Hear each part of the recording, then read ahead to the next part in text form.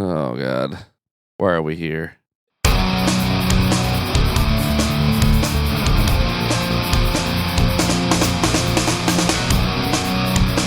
This is Movie Mosh, Episode 3, Crush the Skull. Hosted by Dan Terry, Mike Yaney, and Joseph Wren. Presented by discussmetal.com.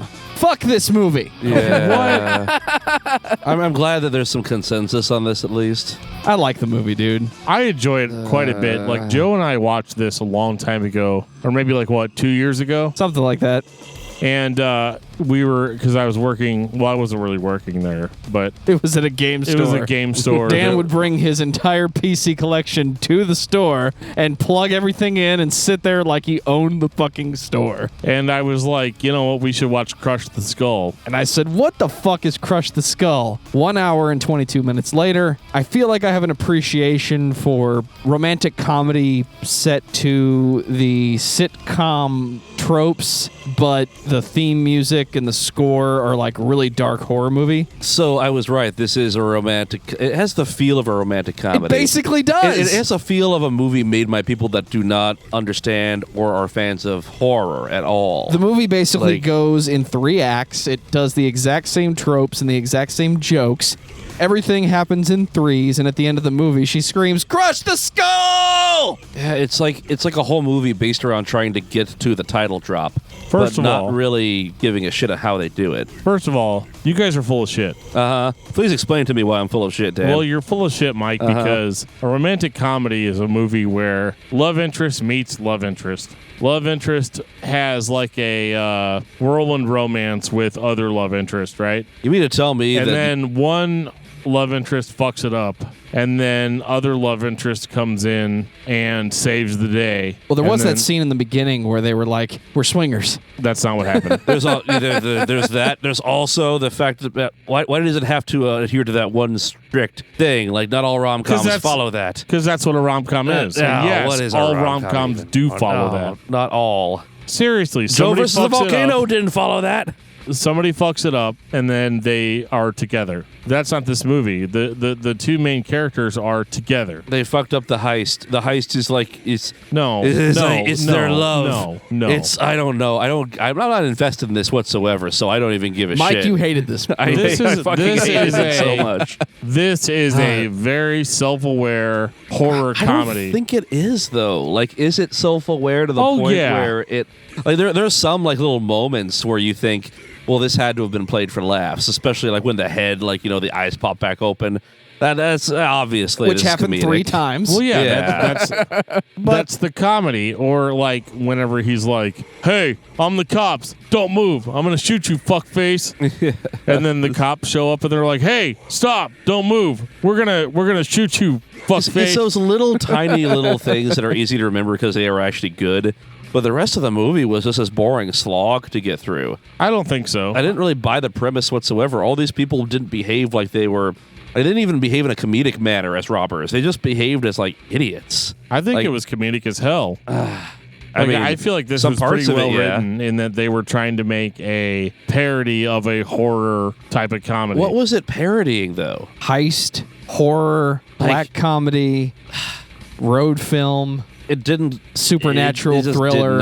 It was like they started making a movie. Like, they had a set and they had equipment and they had a crew and a very bare bones script and said, "This is what we're going to do today." And today it was, "We're going to shoot in the hallway, guys. So let's do hallway tropey things." That's what I was alluding to earlier. It's just like it's very much one of those movies where they're like, okay, we have these different scenes that always show up in movies like this. We got to have a scene. My issue is that it doesn't feel cohesive. Like, I don't know. Everything I'm going to talk about here is a generality because this whole movie's a generality. It's definitely cohesive. But it's not intentionally bad as much as it feels like it was staged for the purpose of making that movie. Now, a lot of intentionally bad stuff just comes off as bland, though. Like, Sharknado is surprisingly boring to watch. Well, that's got terrible CG.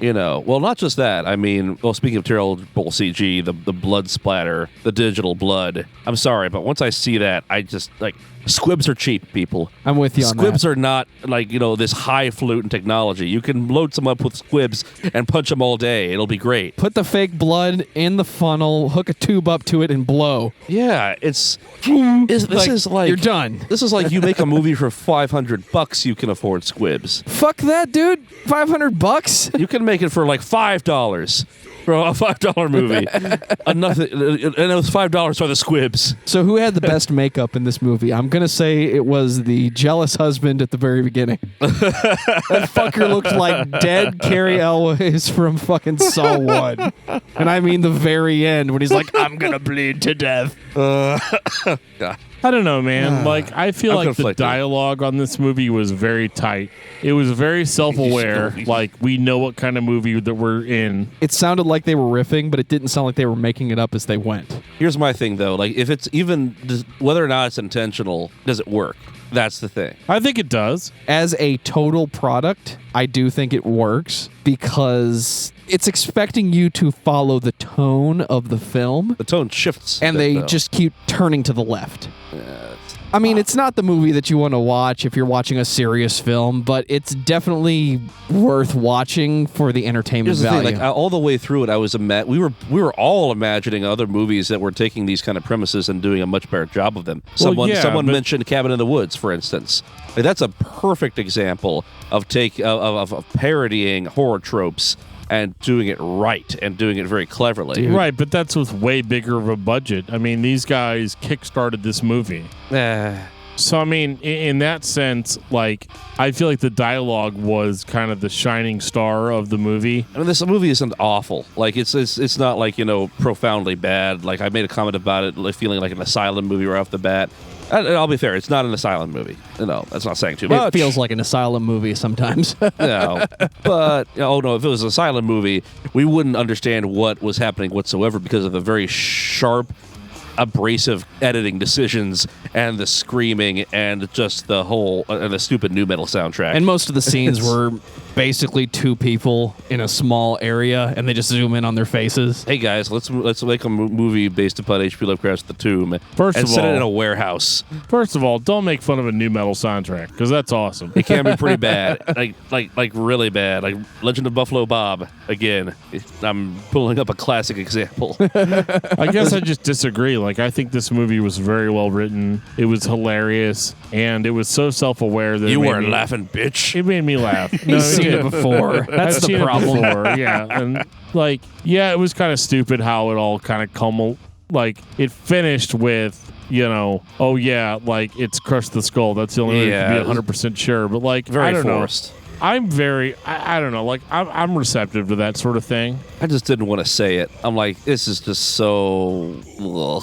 It's campy, sure, but like, I mean... Campy is the right word. What were you expecting? You see, I guess I don't know. Maybe it's just me. I just didn't think there was a cohesive tone. I didn't really get what they were making fun of, what they were going for.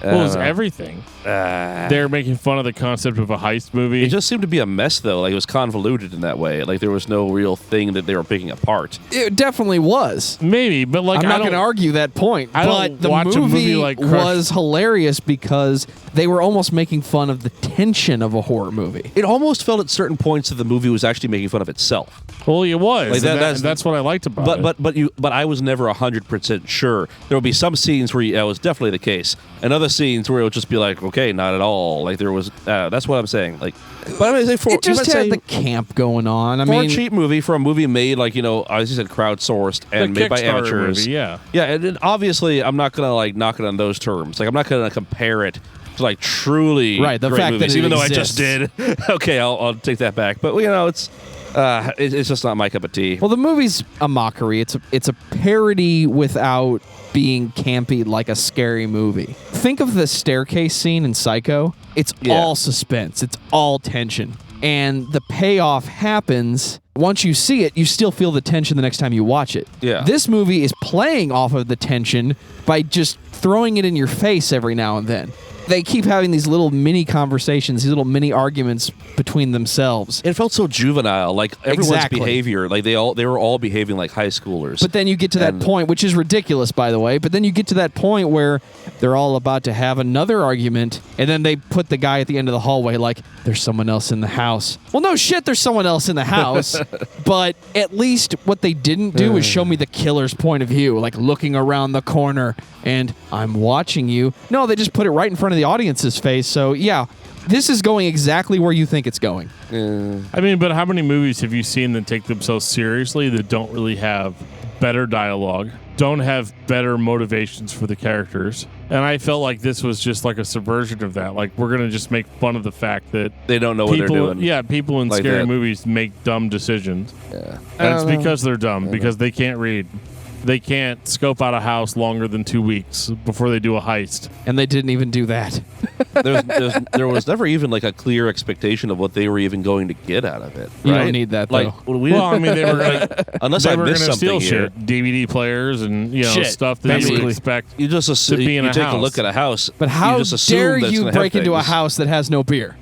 That's just ridiculous right Like there. I said, that the funniest part of the whole movie was the look on his puppy dog eyes when he looks back up from the fridge and says, "Oh, there's no beer." It's like Well, that's like a problem. At least this it is for like me on a bad day.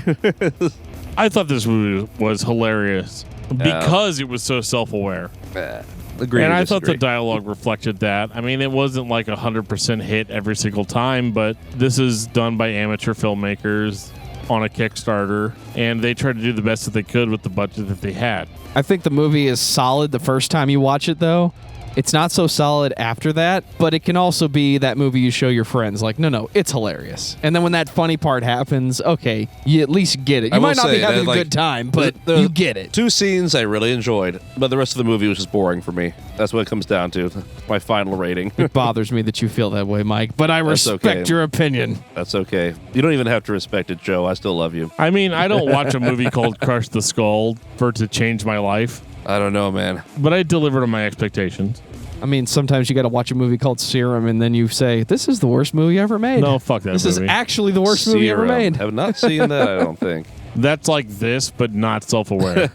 I think everybody should watch this movie, especially if you've had a couple beers and you're wanting to watch a movie be very self-aware from the get-go. And some of the hilarity that ensues is just that campy situation taken to the campy extreme. But then the movie gets serious in other places and it kind of kills its own tone. So overall, it basically runs the same formula of jokes 2 or 3 times, which is more than you would expect with a serious horror film. So it does kind of play like a sitcom that way. I like the movie. I'm going to recommend that everybody that likes horror should watch it at least once. But it's not going to change your life. But most of these kind of dark comedies don't change your life. They just exist, and then you've man. watched them. Cheap Thrills. Fuck that movie, dude. Now that movie stuck with me. There's a reason. I'm not going to say what it is, but it does involve a microwave oven. I mean, I think it's a good addition to any horror movie, like B horror movie collector's collection, because it embodies that spirit of like, we're not going to really take ourselves too seriously. And I think they followed that throughout the script. I mean, yeah, there's some tonal differences. It's not a great movie, but like, why would you have a B movie horror collection if you were just looking for great movies? Just buy the Godfather trilogy and then be done with it. At least the first 2 movies. You can leave the third one out of it. Well, I hope you guys are enjoying episode 3 of Movie Mosh. We have a lot of fun doing these. These are just literally the best for us to just sit back and watch a movie and talk about it at the end of it. And if you're a Patreon subscriber, you can always hear our in-the-moment commentary on all of these movies. Crush the Skull. If you guys like Movie Mosh, let us know. Send us an email at danandjoeshow@gmail.com. Let us know if you want it to continue. I'd like for it to continue. So if you would, let us know. On the next episode of Movie Mosh, Dragon Slayer. Dragon Slayer. Hells yes. Fucking Slayer, guys.